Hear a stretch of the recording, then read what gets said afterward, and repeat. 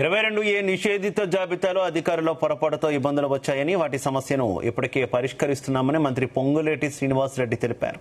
మీడియాతో చిట్చాట్లో మాట్లాడిన ఆయన నిన్న దాదాపు 5కు పైగా 22A జాబితా రిజిస్ట్రేషన్లు జరిగాయని, ఇవాళ గ్రేటర్ పరిధిలో ఉన్న పలు సబ్ రిజిస్టర్ కార్యాలయాలను స్వయంగా సందర్శించినట్టు తెలిపారు. హరీష్ రావు 10 ఏళ్ల అధికారంలో ఉండి 30% కమిషన్లు మరిచిపోవడం లేదని సెటైర్లు వేశారు. కాళేశ్వరం కులితే హరీష్ రావు ఎందుకు బాధ్యత తీసుకోలేదని ప్రశ్నించారు. తాను బాధ్యతగా ఉన్నాను కాబట్టి బాధ్యత తీసుకుని సమస్యను పరిష్కరిస్తామంటున్నామని స్పష్టం చేశారు. ఏలేటి మహేశ్వర్ రెడ్డి తాటాకు చప్పుళ్లకు భయపడనని, మహేశ్వర్ రెడ్డి వద్ద ఏదైనా ఆధారం ఉంటే చూపించాలని పొంగులేటి తెలిపారు. 22A నిషేధిత జాబితా వల్ల ప్రజలు ఆందోళన చెందవద్దని అధికారులతో కమిటీ వేశామని, సమస్యకు నెలాఖరు వరకు పరిష్కరిస్తామని మంత్రి పొంగులేటి పేర్కొన్నారు. ఇదే అంశానికి సంబంధించి మరింత సమాచారం మా బ్యూరో చీఫ్ నరేందర్ అందిస్తారు. నరేందర్. శివ, రాష్ట్ర వ్యాప్తంగా 22Aకి సంబంధించినటువంటి ఇష్యూ మొత్తం కూడా చర్చనీయాంశం.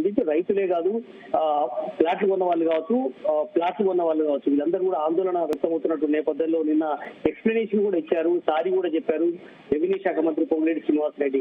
బట్ దీనికి కౌంటర్ గా ఇప్పటికే బీఆర్ఎస్ నుంచి హరీష్ రావు గారితో పాటు బీజేపీ నుంచి కూడా మహేశ్వర్ రెడ్డి, అదేవిధంగా వివిధ రాజకీయ పార్టీలకు సంబంధించినటువంటి వాళ్ళు పెద్ద ఎత్తున రాష్ట్ర ప్రభుత్వంపై తీవ్ర ఆరోపణలు చేస్తున్నటువంటి నేపథ్యంలో ఈ రోజు కూడా పొంగులేటి శ్రీనివాసరెడ్డి మీడియాతో విశ్వాసగోష్ఠిగా మాట్లాడినటువంటి సందర్భం అయితే ఉంది. 22A నిషేధ జాబితాలో అధికారుల పొరపాటు ఉన్నమాట వాస్తవంగా అది నిన్ననే ఒప్పుకున్నాము. ఎందుకు ప్రతిపక్షాలు కావాలనే గందరగోళం చేస్తున్నాయన్నట్టు కూడా ఉంది. ఎందుకంటే వచ్చే 2-3 రోజుల్లోనే అందరి సమస్యకు ఒక పరిష్కారం చూపించడానికి మేము ఉన్నాం. యుద్ధ ప్రాతిపదికన వాళ్ళ ల్యాండ్ ఎక్కడ కూడా ఇబ్బంది కాకుండా చూస్తున్నామని కూడా ఆయన మరోసారి స్పష్టం చేసినటువంటి పరిస్థితి ఉంది. ఇప్పటికే 22A రిజిస్ట్రేషన్ సమస్యను పరిష్కరించాము. నిన్న దాదాపు 5కు పైగా 22A జాబితా రిజిస్ట్రేషన్లు జరిగాయని కూడా ఆయన స్పష్టం చేశారు. ఇవాళ గ్రేటర్ పరిధిలో ఉన్నటువంటి పలు సబ్ రిజిస్ట్రార్ కార్యాలయాలను నేను సందర్శించాను అని కూడా ఆయన స్పష్టం చేశారు. హరీష్ రావు 10 ఏళ్ల అధికారం నుండి 30% కమిషన్లు మర్చిపోవడం లేదు అన్న విషయాన్ని కూడా ఆయన అన్నారు. ఎందుకంటే ఆయనకు కమిషన్లు తీసుకున్నటువంటి అలవాటు ఉంది కాబట్టి ఆయన పదే ఆరోపణలు చేస్తున్నారని కూడా హరీష్ రావు ఉద్దేశించి మాట్లాడారు. కాళేశ్వరం కొడితే హరీష్ రావు ఎందుకు బాధ్యత తీసుకోలేదని కూడా హరీష్ రావును ఉద్దేశించి ఆనాడు ఇరిగేషన్ శాఖ మంత్రిగా ఉన్నటువంటి హరీష్ రావు మరి ఎందుకు ఆ రోజు బాధ్యత తీసుకొని రాజీనామా చేయలేదు అని కూడా ఆయన ఈ సందర్భంగా మండిపడ్డారు. నేను బాధ్యతగా ఉన్నాను కాబట్టి బాధ్యత తీసుకొని సమస్యను పరిష్కరిస్తున్నానంటూ కూడా ఆయన పొంగులేటి తన చిట్చాట్లో వ్యాఖ్యానించారు. ఎందుకంటే నేను బాధ్యత నుంచి తప్పించుకోబోను, ఇది నా బాధ్యత అని కూడా ఆయన ఈ సందర్భంగా పేర్కొన్నటువంటి పరిస్థితి కూడా ఉంది. ఎందుకంటే ఏలేటి మహేశ్వర్ రెడ్డి బీఆర్ఎస్ ఎల్పీ లీడర్ గా ఉన్నారు. ఆయన మహేశ్వర్ రెడ్డి తాటాకు చెప్పులకు నేను భయపడను, ఇష్టానుసారంగా మా మీద ఆరోపణ చేసి బట్టగాల్చి మీద వేస్తే మేము ఊసుకునేది లేదని కూడా మరోసారి ఆయన హెచ్చరించినటువంటి పరిస్థితి. ఎందుకంటే మహేశ్వర్ రెడ్డి వద్ద ఏదైనా ఆధారం ఉంటే బయట పెట్టాలి తప్ప ఇష్టానుసారంగా ఆరోపణలు చేయడం అనేది సరైనది కాదు.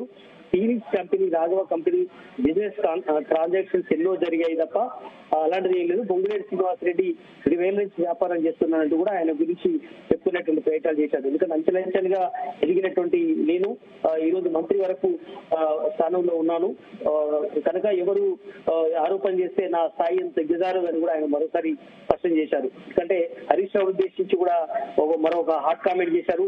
రబ్బర్ చెప్పులతో వచ్చి 1,000 కోట్ల రూపాయలు ఎవరు ఎనికేస్తున్నారో తెలియదా అని కూడా హరీష్ రావును ఉద్దేశించి వ్యాఖ్య చేశారు. ఆనాడు చిన్న వ్యక్తి ఈ రోజు 1,000 కోట్ల రూపాయలకు ఎలా ఎదిగాడని కూడా పొంగులేటి శ్రీనివాసరెడ్డి సందర్భంగా ఆయన ఉద్దేశించారు. అందుకని 22A నిషేధ జాబితా వల్ల ప్రజలు ఎవరు ఆందోళన పడద్దు, ప్రతిపక్షాలు ఉచ్చులో ఎవరు కూడా పడొద్దు అని కూడా ఆయన మరోసారి చెప్పిన సందర్భం ఉంది. అధికారులతో కమిటీ వేశాం కనుక సమస్యలు నెలాఖరు వరకు పరిష్కరిస్తాం.